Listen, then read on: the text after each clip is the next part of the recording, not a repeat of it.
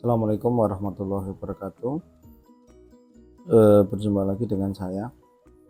Sekali lagi saya mohon maaf karena pada awalnya membutuhkan channel ini untuk modul 1 dan seterusnya sampai selesai, tapi karena ada satu dua hal saya mengulangi materi dasar itu seperti itu. Nah, ini juga untuk teman-teman kami yang dari Medan atau siswa-siswa baru yang di gelombang 26 gitu, terkhusus gelombang 26, atau mungkin teman-teman yang lain yang mau mengulangi pembelajaran modul dasar gitu. Tapi disclaimer dulu ya, saya bukan berarti yang paling pintar atau paling benar, karena bahasa itu cakupannya luas, bahasa itu cakupannya sangat luas sekali. Jadi ada mungkin beberapa hal yang berbeda dengan saya, berbeda dengan apa yang saya sampaikan sebelum. Jadi misalnya ada perbedaan pendapat, mari kita diskusi bersama gitu. Kemudian kita lanjutkan kemarin tentang ini ya, tentang bentuk negatif sebuah kalimat yang diakhiri dengan predikat a닙니다 atau 아니다 gitu. Misalnya 저는 학생 아닙니다 atau ya 저는 학생이 아닙니다 atau 학생이 아닙니다, bukanlah seorang murid, seperti itu. Jadi sebuah kalimat ditambah dengan bentuk negatif gitu. Kemudian selanjutnya ini seharusnya juga sudah tadi ya dibahas di video sebelumnya tentang yibnida atau simnida. Nah, yib simnida ini cakupannya lebih luas daripada imnida, karena imnida itu bentuknya untuk bentuk kata benda. Nah, untuk yibnida atau simnida itu digunakan untuk kata kerja. Misalnya kata itu artinya pergi, maka diubah menjadi bentuk kata kerja. Karena di sini kata dasar untuk kata kerja, maka diubah menjadi kata kerja, itu menjadi hamida. Nah, ini bisa dimasukkan ke dalam sebuah kalimat, misalnya 저는 갑니다 atau 저는 한국에 갑니다. 저는 한국에 갑니다. Saya pergi ke Hanguk, Korea. Saya pergi ke Korea. Kalaupun misalnya dikasih kata, itu hanya untuk bentuk keterangan saja, atau ya ada beberapa yang mengucapkan kata, itu juga ada beberapa. Cuma kalau bentuk kalimat dalam sebuah formal atau bentuk formal, kita biasanya pakai yibnida atau simnida, tergantung akhiran kalimat. Nah, di sini dijelaskan yibnida atau simnida membuat predikat kalimat pada waktu ditambahkan belakang kata kerja atau kata sifat. Jadi ada kata kerja atau kata sifat. Kata sifat itu seperti apa? Kata sifat itu seperti misalnya panas, dingin, enak, dan seterusnya gitu. Nah, kemudian di sini yibnida itu sudah ya ditambahkan apabila akhirannya itu vokal, misalnya tadi kata, maka diubah menjadi hamida atau sada menjadi samida. Kemudian semnida itu ditambahkan apabila konsonan, misalnya mokta menjadi moksemida. Nah, di sini nggak ada ya. Nah, khusus untuk real, akhiran real, misalnya palta, itu khusus palta ya, realnya itu dihilangkan menjadi pamnida, bukan menjadi palsemnida yang ikut ini. Palsemnida bukan, tapi realnya itu dihilangkan, kembali ke sini dihilangkan menjadi pamnida. Sama juga misalnya dengan salta, realnya hilang menjadi samnida. Terus bedanya apa dengan samnida yang atas dengan yang bawah? Itu tinggal diikuti kalimat sebelumnya. Misalnya saya membeli di pasar, itu berarti pakai yang atas. 저는 시장에 사과를 삽니다. Nah, beda dengan yang salda menjadi samida, artinya tinggal. 저는 한국에서 삽니다. Saya tinggal di Korea. Kemudian bawahnya kita contohkan bersama. Ini tadi sudah ya, mok karena di sini kok hyok maka tambahnya menjadi semida, jadi moksimida itu artinya makan. Pun ik hyok berarti menjadi konsonan, menjadi iksemida itu menjadi membaca. Kemudian 춥다는 이거 dingin. 춥다 menjadi 춥습니다. 닫습니다. artinya menutup. Kemudian kata tadinya pergi. Kata ini akhirnya vokal. 합니다. kemudian hada는 vokal menjadi ilham니다, artinya bekerja. Kemudian keda itu kata sifat artinya besar. Kalau bahasa sini artinya gede, besar. 갑니다. Terus kemudian jada artinya tidur. Berarti misalnya buat kalimat 교실에서 잡니다. tidur di kelas. 교실에서 atau 교실에 itu juga bisa 잡니다. Berarti kita pakai contoh 연습. Contohnya misalnya 다니다 menjadi dani. I vokal atau konsonan vokal jadi 담니다. 오다 옵니다 karena vokal. 닦다 상격 itu vokal konsonan ganda dari semnida. Kemudian manada itu bertemu mana karena vokal menjadi manamnida. Tata tadi sudah ini ya, semnida menjadi menutup.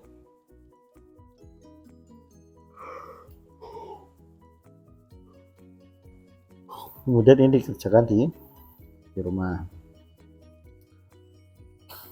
Terus kemudian kita lanjut ke partikel objek.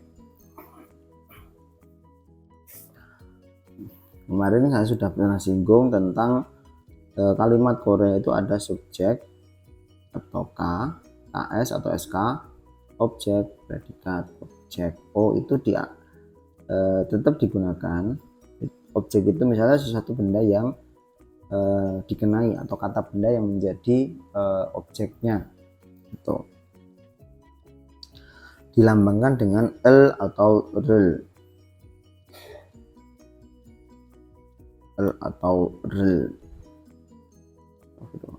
L itu untuk konsonan ya. Kemudian RL itu untuk vokal.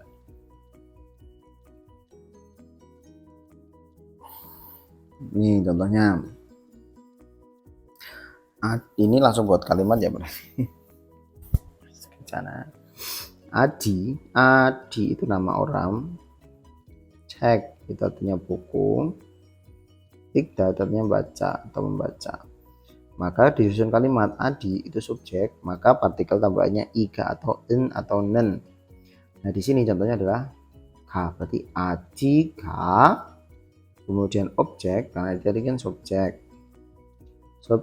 objek, predikat, berarti SOP, berarti sesuai dengan ya. Berarti cek, tadi apa cek giok, berarti vokal apa konsonan? Konsonan, berarti pakainya al. Cekel. Iksemida artinya membaca, baca. Berarti artinya Adi. Nah untuk mengartikan itu tetap sesuai dengan kaidah bahasa Indonesia, tetap SPO. Berarti subjek, objek, predikat. Jadi Adi iksemida membaca buku itu. Kemudian Adi lagi itu sebagai subjek, sakwa sebagai objek, moksemida sebagai predikat. Adi ka i ka, berarti itu menjadi vokal ya, karena vokal itu banyak kalau konsonan itu i. Sakwa itu artinya apel. 먹습니다 artinya makan. Berarti adi kemudian predikatnya 먹습니다 makan sagu apel. Tuh, nah di sini juga diterangkan bahwa itu untuk beneran vokal konsonan, kalau untuk vokal seperti itu. Nah kemudian kita yonsep ya.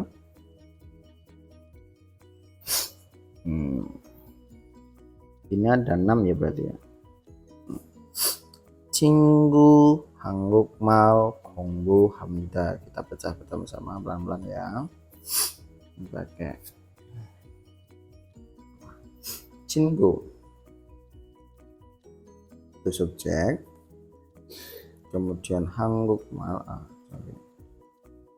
한국말 itu objek, 공부합니다 공부하다 itu artinya predikat. Nah untuk menyusun kalimat bahasa Korea itu rumusnya KS, KSOP atau SKOP. Maka 친구 U berarti vokal apa konsonan? Vokal ya. 친구가 terus 한국말. Nah karena ini konsonan menjadi tambahin rel atau l. 한국말을 vokal tambah bi읍입니다. berarti 친구가 한국말을 공부합니다. Ya, di sini tak kasih dulu ya, subjek itu i untuk untuk konsonan, kalau k untuk vokal.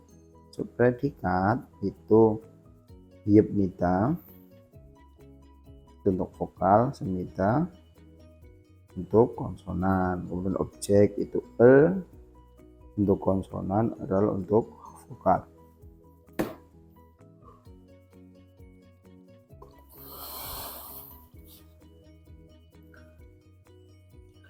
Terus kemudian nomor 2 kita bedah lagi.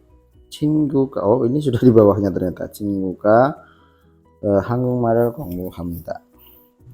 sama ya. Terus kemudian di sini ada 동생. Artinya belum ya. 친구 itu artinya adik. 한국말 bahasa Korea. 공부합니다 artinya belajar.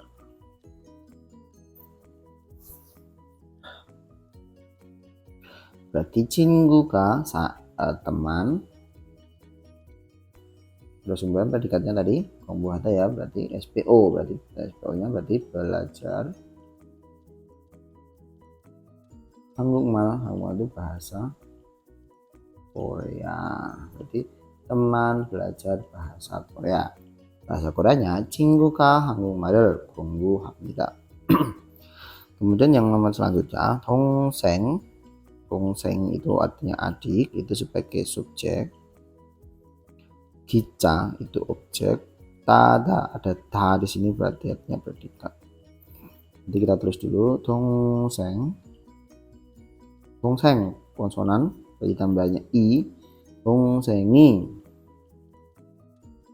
기자 SOP ya. 기자를 karena ini vokal, 기자를 tada tadi tambahnya bi읍. Yang ini tadi ya, mana ini tadi. Kemudian adi bulgogi 먹다.